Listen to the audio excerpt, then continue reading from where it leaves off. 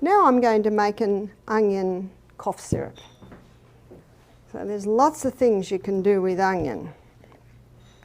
So I've chopped up an onion, and I'm going to put approximately a teaspoon of honey on top of there, and then another layer of onion, and then another teaspoon of honey, and another layer of onion.